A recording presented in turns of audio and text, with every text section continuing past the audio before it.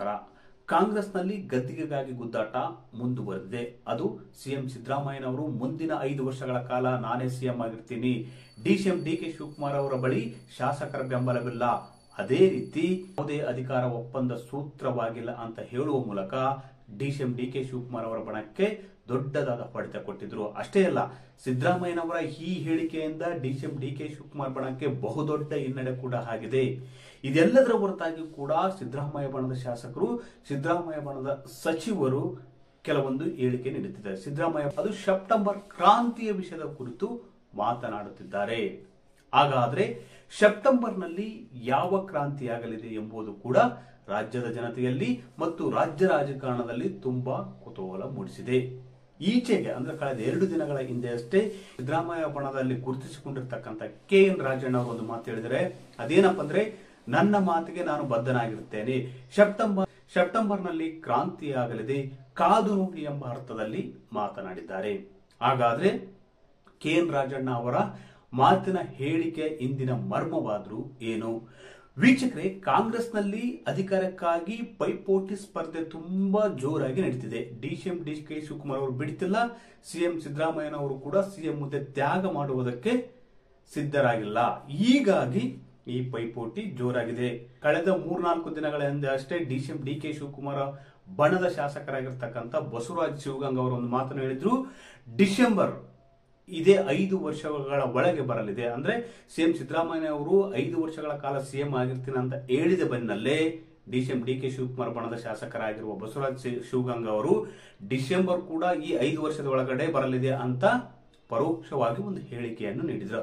ಅದರ ಬೆನ್ನಲ್ಲೇ ಸಿದ್ದರಾಮಯ್ಯ ಬಣದಲ್ಲಿ ಗುರುತಿಸಿಕೊಂಡಿರ್ತಕ್ಕಂಥ ಹಿರಿಯ ಸಚಿವರಾಗಿರುವ KN ರಾಜಣ್ಣ ಅವರು ಒಂದು ಮಾತನ್ನು ಹೇಳಿದ್ರು. ಅದೇನಪ್ಪ ಅಂದ್ರೆ, ಸೆಪ್ಟೆಂಬರ್ನಲ್ಲಿ ಕ್ರಾಂತಿ ಸಂಭವಿಸಲಿದೆ, ನನ್ನ ಮಾತು ಯಾವುದಕ್ಕೂ ಬದಲಿಸುವುದಿಲ್ಲ, ನನ್ನ ಹೇಳಿಕೆಗೆ ನಾನು ಬದ್ಧನಾಗಿದ್ದೇನೆ ಅಂತ ಹೇಳಿಕೆಯನ್ನು ಕೊಟ್ಟಿದ್ದಾರೆ. ಹಾಗಾದ್ರೆ ಈ ಸೆಪ್ಟೆಂಬರ್ ಕ್ರಾಂತಿ ಈ ಸೆಪ್ಟೆಂಬರ್ ಕ್ರಾಂತಿ ಅನ್ನೋದಿದೆಯಲ್ಲ, ಅವರ ಪ್ರಕಾರ ಏನಾಗಿರಬಹುದು? ವೀಕ್ಷಕರೇ, ಕಾಂಗ್ರೆಸ್ನಲ್ಲಿ ಡಿಸಿಎಂ ಮತ್ತು ಸಿಎಂ ನಡುವೆ ಪೈಪೋಟಿ ಇದೆಯಲ್ಲ, ಗದ್ದುಗೆಗಾಗಿ ಪೈಪೋಟಿ, ಅದು ತುಂಬಾ ಪೀಕ್ ಅಲ್ಲಿದೆ. ಅಂದ್ರೆ ಈಗಾಗಲೇ ಈ ಎರಡೂ ಬಣದ ನಾಯಕರ ನಡುವೆ ಸ್ಪರ್ಧೆ ಜೋರಾಗಿ ನಡೀತಿದೆ. ಈ ಸ್ಪರ್ಧೆ ಜೋರಾಗಿರುವುದರಿಂದ ನಿನ್ನೆ ದೆಹಲಿಗೆ ತೆರಳಿದ್ರು ಕೂಡ ಈ ಇಬ್ಬರು ನಾಯಕರನ್ನು ಹೈಕಮಾಂಡ್ ನಾಯಕರು ಭೇಟಿ ಮಾಡದೆ ವಾಪಸ್ ಕಳಿಸಿದ್ದಾರೆ. ಹಾಗಾದ್ರೆ KN ರಾಜಣ್ಣ ಅವರ ಮಾತಿನ ಮರ್ಮ ಏನಿರಬಹುದು? ಒಂದು ಮೂಲಗಳ ಪ್ರಕಾರ ಬಹುತೇಕ ಸೆಪ್ಟೆಂಬರ್ನಲ್ಲಿ ಕೆಪಿಸಿಸಿ ಹುದ್ದೆ ಬದಲಾವಣೆಗೆ ಈಗಾಗಲೇ ಸಿಎಂ ಸಿದ್ದರಾಮಯ್ಯನವರ ಬಣ ಪಟ್ಟು ಹಿಡಿದು ಕುಳಿತಿದೆ. ಅಂದ್ರೆ ಕೆಪಿಸಿಸಿ ಅಧ್ಯಕ್ಷರಾಗಿರುವ ಡಿಸಿಎಂ ಡಿಕೆ ಶಿವಕುಮಾರ್ ಅವರನ್ನು ಆ ಸ್ಥಾನದಿಂದ ಕೆಳಗಿಳಿಸಬೇಕು ಅಂತ ಹೈಕಮಾಂಡ್ ನಾಯಕರ ಬಳಿ ಪದೇ ಪದೇ ಒತ್ತಾಯ ಮಾಡುತ್ತಿದೆ, ಮನವಿ ಮಾಡುತ್ತಿದೆ. ಅಂದ್ರೆ ಕೆಪಿಸಿಸಿ ಅಧ್ಯಕ್ಷ ಸ್ಥಾನವನ್ನು ತಮಗೆ ಕೊಡಬೇಕು ಅಂತ ಸಿಎಂ ಸಿದ್ದರಾಮಯ್ಯ ಬಣದ ಸಚಿವರು ಈಗಾಗಲೇ ಹೈಕಮಾಂಡ್ ನಾಯಕರಿಗೆ ದೂರು ಕೊಟ್ಟಿದ್ದಾರೆ. ಆಧಾರದ ಮೇಲೆ KN ರಾಜಣ್ಣ ಅವರು ಇಂಥದ್ದೊಂದು ಹೇಳಿಕೆ ನೀಡುತ್ತಿದ್ದಾರೆ ಅಂತ ಹೇಳಲಾಗ್ತದೆ. ಯಾಕಂದ್ರೆ ಕೆಪಿಸಿಸಿ ಅಧ್ಯಕ್ಷ ಸ್ಥಾನದಿಂದ ಡಿಸಿಎಂ ಡಿಕೆ ಶಿವಕುಮಾರ್ ಅವರನ್ನು ಕೆಳಗಿಳಿಸಿದ್ರೆ ಬಹುತೇಕ ಪಕ್ಷದ ಮೇಲಿನ ಹಿಡಿತ ಅವರ ಕೈ ತಪ್ಪುತ್ತೆ.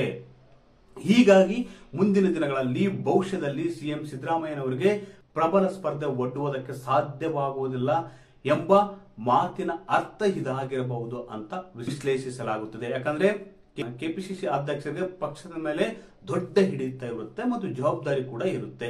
ಹೀಗಾಗಿ ಒಂದು ವೇಳೆ ಡಿಸಿಎಂ ಡಿಕೆ ಶಿವಕುಮಾರ್ ಅವರನ್ನು ಕೆಪಿಸಿಸಿ ಅಧ್ಯಕ್ಷ ಸ್ಥಾನದಿಂದ ಕೆಳಗಿಳಿಸಿದ್ರೆ ಆ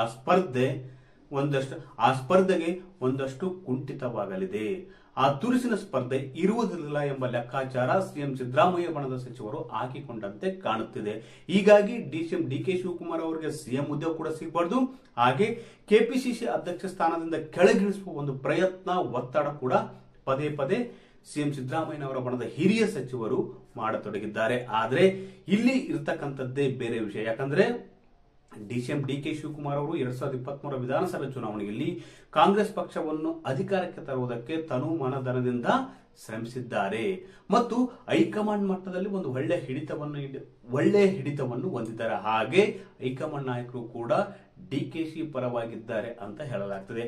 ಹೀಗಾಗಿ ಅಧಿಕಾರ ಹಂಚಿಕೆ ಸೂತ್ರದಂತೆ ಸದ್ಯದ ಮಟ್ಟಿಗೆ ಡಿಸಿಎಂ ಡಿಕೆ ಶಿವಕುಮಾರ್ ಅವರಿಗೆ ಸಿಎಂ ಹುದ್ದೆ ಸಿಗದೇ ಇರಬಹುದು. ಆದ್ರೆ ಕೆಪಿಸಿಸಿ ಅಧ್ಯಕ್ಷ ಸ್ಥಾನದಿಂದ ಕೆಳಗಿಳಿಸುವುದು ಬಹುತೇಕ ಡೌಟ್ ಅಂತ ಹೇಳಲಾಗ್ತದೆ. ಒಂದು ವೇಳೆ ಅಂತ ಹೆಜ್ಜೆ ಏನಾದರೂ ತೋಳಿದ್ರೆ ಬಹುತೇಕ ಕಾಂಗ್ರೆಸ್ ಅಲ್ಲಿಗೆ ಸಮಾಪ್ತಿ ಆಗಲಿದೆ ಅಂತ ಹೇಳಲಾಗ್ತದೆ. ಯಾಕಂದ್ರೆ ಡಿಸಿಎಂ ಡಿ ಕೆ ಶಿವಕುಮಾರ್ ಸುಮ್ಮನೆ ಇರತಕ್ಕಂತ ನಾಯಕರಲ್ಲ. ಈಗಾಗಲೇ ಸಿಎಂ ಸಿದ್ದರಾಮಯ್ಯನವರು ನಾನೇ 5 ವರ್ಷಗಳ ಕಾಲ ಸಿಎಂ ಆಗಿರ್ತೀನಿ ಅಂತ ಹೇಳಿರುವುದರಿಂದ ಡಿಸಿಎಂ ಡಿ ಕೆ ಶಿವಕುಮಾರ್ ಅವರು ಸೈಲೆಂಟ್ ಆಗಿ ದಾಳ ಉರುಳಿಸುತ್ತಿದ್ದಾರೆ.